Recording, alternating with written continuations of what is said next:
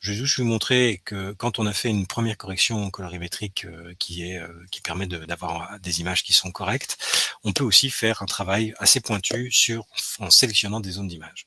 Je vais prendre ici les courbes. Alors les courbes, ici vous connaissez cette courbe, je vais pas travailler dessus. C'est la fameuse courbe Photoshop que tout le monde connaît. On a l'habitude de faire plutôt un S pour recontraster l'image comme ceci.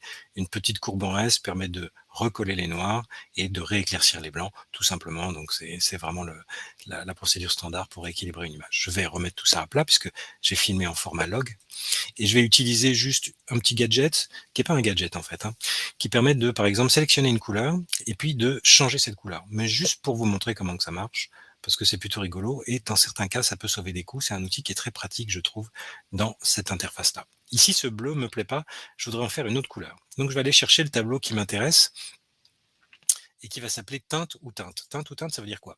Ça veut rien dire, c'est très mal traduit. Ça veut simplement dire que le paramètre de sélection, c'est la teinte, et que le paramètre d'action, c'est aussi la teinte, donc la couleur. Je vais donc avec ma pipette aller sélectionner une teinte. Donc je vais faire exprès d'aller prendre un bleu qui soit à peu près saturé ici. Voilà, on va dire que c'est ça. Et vous avez vu qu'à partir de ma sélection, j'ai ici 3 points. Les 3 points correspondent ici au centre, qui va me permettre de déterminer une recoloration, c'est-à-dire de changer de fréquence. Et puis, le point qui est à droite et à gauche détermine une espèce de zone qui va être une zone de tolérance. D'accord, je peux élargir un tout petit peu, voilà, comme ceci. Et c'est parti. Je prends mon point central et je voudrais, par exemple, réchauffer ici, comme ceci.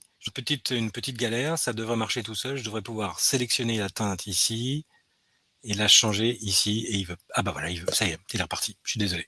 Donc vous voyez, j'ai sélectionné ici avec, je vais faire un petit CTRL commande Z, voilà, j'ai fait une sélection ici, voici ma sélection, je modifie la teinte de ma sélection, et vous voyez que mon bleu s'est transformé en vert ici, donc il n'y a pas de difficulté, vous pouvez changer une teinte par teinte. Vous avez plein de possibilités.